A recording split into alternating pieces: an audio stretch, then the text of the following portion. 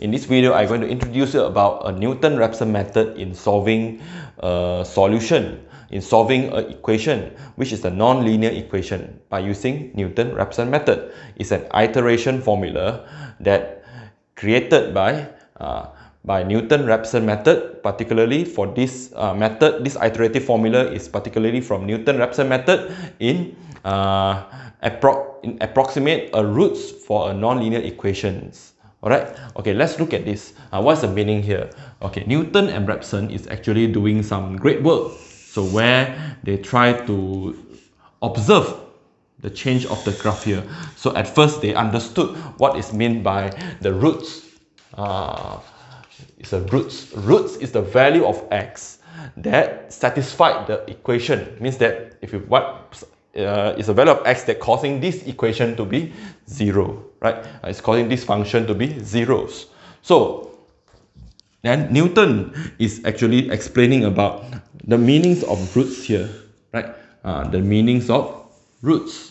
So as you can see that there is a roots here. This is the roots. Roots, let's say this is your fx, right? This is the graph of y equals to fx. Right, so for this case here, this will be your roots y, because this is the value of x such that your y is 0, right? The value of x when fx is 0, right? So this case here, this is also the value of fx, right? Fx, the value of y is 0 when at this particular point here, the x here. So this is the roots that we're going to get. So usually I will denote this with alpha. Okay, means we want to get the value of alpha, right? So this will be the roots for this equation, right? For this equation. All right, let's start with a roots which is near to these roots. We not actually know what is the roots here. Okay, we don't know, so we can using approximation, right? Approximation. So we can see that x1 is something very near to alpha. So this is just a diagram. Okay, this is just a graph that I sketched by zooming. Means that actually this x1 is very near to alpha. So where will give you the okay, I just changing the graph. Let's say the graph here I drawing so that for me to explain better. So let's say this is your x1, right? So there is a coordinate respect to x1. So let's say this is your first approximation. I will see that this x1 is nearly the same as alpha. So then here will be fx1, all right? Fx1, right? So then I draw, then Newton is actually drawing a tangent, right? A tangent which is intersecting, right? A tangent at this point, right? A tangent at this particular point here. So what is tangent? Tangent is the gradient, right? The gradient. The gradient here, usually the gradients of this tangent here, which usually denote by f prime x1, right? This is a gradient. Gradient of the tangent. Gradient of tangent at x equals to x1, right? This is a gradient. So means that the first derivative, the value of x1 here, if you after differentiating this, you substitute the value into the derivative, you are getting the gradient of the tangent. And okay, then this one x1 is near to alpha, but now the tangent is now intersecting the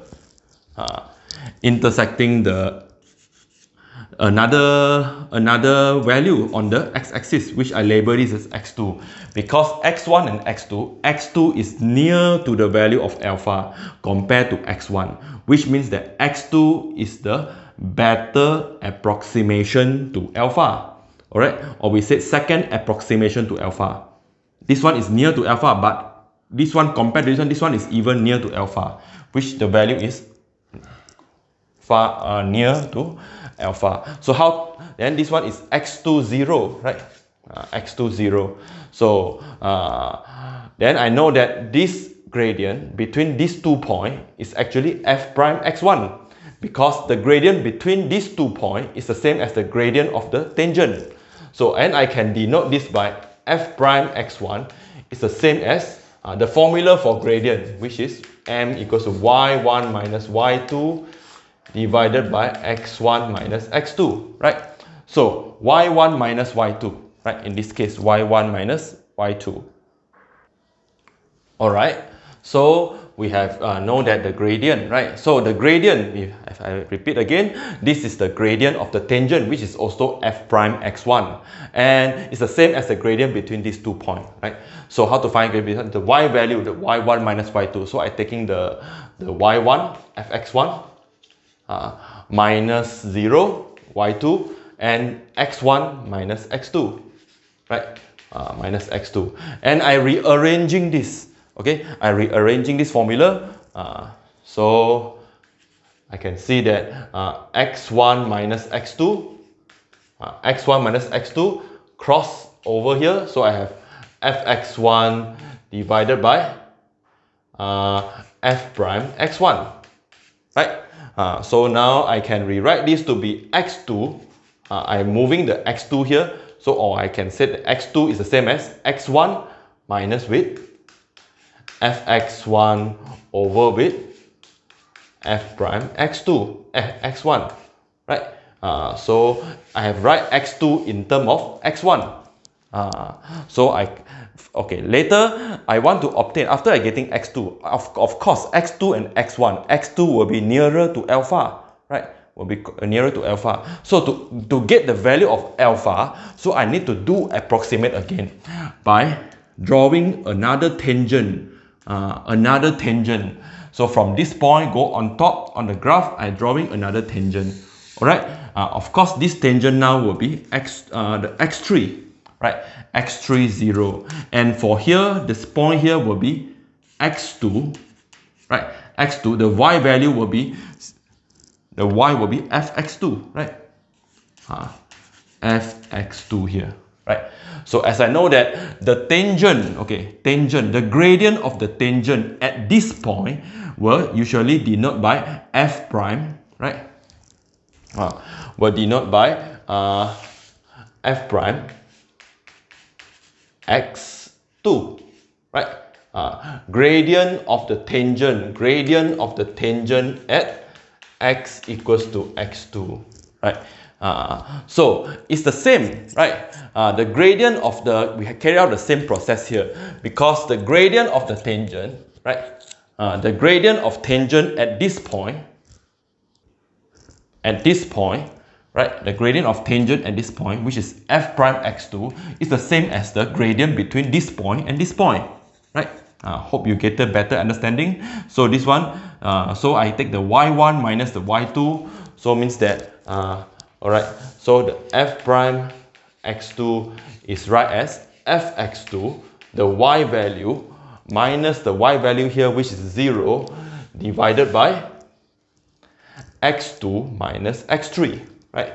x2 minus x3. So I interchanging this, as this one multiply and this one come to divide. So x2 minus x3 is equals to fx2 divided by f prime x2. If I repeat this, I can see some pattern, right? Some pattern or a sequence, a number with a patterns, okay? So then you are getting x3 to be x2 minus with fx2 over f prime x2. Then you can see what is the difference between these two. This is x2, this will be x1. If x3, this will be x2, right? And the x3, the value of x3 here compared to x1, which is x3 will be nearer to alpha, means that x3 getting better approximation to alpha. Maybe this is maybe alpha is 2, right? It's 2. This is 2.5. Maybe 2.5 I getting x2, which is 2.3, and I getting x3, which is 2.1, which is nearer to 2, right? So if I want to get a better approximation, I need to carry out the process again, which is a Newton-Raphson method here. So from here I can getting the x 3 fx3, right? X3 fx3 here, right? X3 fx3, so it's getting more. If I draw a tangent here, I hope you understand, it will getting x4, right? You were getting x4. So x4, now you see between these 2 points, it's getting nearer, right? Between x3 and x4. So how to carry out? Okay, let's see here. So we want to find the x3 and the x4 from the graph. So as you know that the gradient between the gradient of the tangent, right? A tangent, the tangent that touch the graph at this point will be denoted by f prime x3, right? F prime x3. So, but it's the same as the gradient of the tangent here is the same as the gradient between these 2 points, right?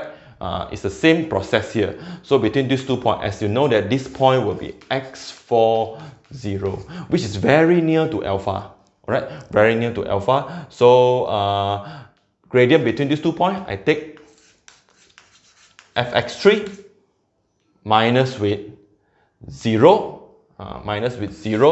over with x3 minus x4. If you compare, right? If you compare with this, right? Actually the process is repeating, right?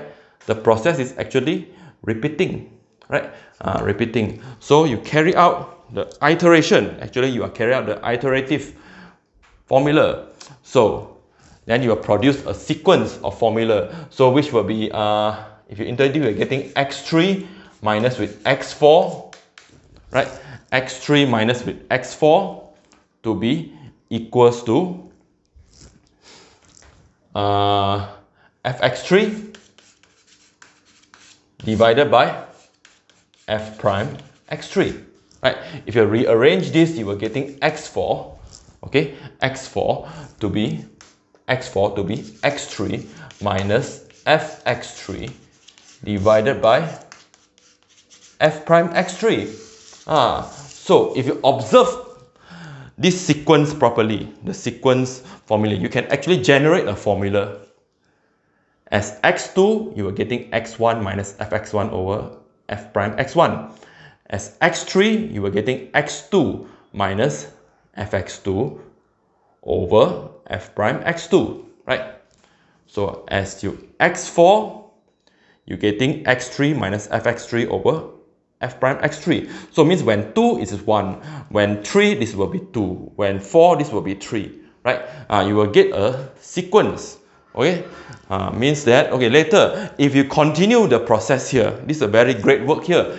If you continue the process here, means that I can't see anymore because we are human, right? So when you keep plotting the tangent x5, keep doing, finally the roots, the xn, don't know which roots is it, maybe 2, 3, 4, 5, one day you will reach the alpha, alright? Means they already reached the roots, which is very near to the roots, such that we human can assume that this x is already reaching the value of alpha, then we can get the roots, right? So from here we can produce a formula for Newton-Raphson method, right? Okay, as we carry out the process, we know that we can see the pattern here, right? So this is a sequence. If we're getting x1, we're getting x2, x2 we're getting x3, x3 we're getting x4. By follow the formula, as you see, as x2 this will be 1, as 3 this will be 2, and 4 this will be 3. So this is actually an sequence, or we can say this is a inductive argument, alright? Hujah inductive. It's an inductive argument where from a very specific we can reaching a general conclusion here, which I can denote it by extra 1. If 1, this will be 2. If 2, this will be 3. If 3, this will be 4. So we put n plus 1 here, and this will be extra 1 here. So minus with fxn divided by f prime xn. Alright, divided by f prime xn. So if this is n plus 1, this will be 4, this will be 3. 3, 3, right? So, and this formula that we carry out is the Newton-Raphson method iterative formula, right?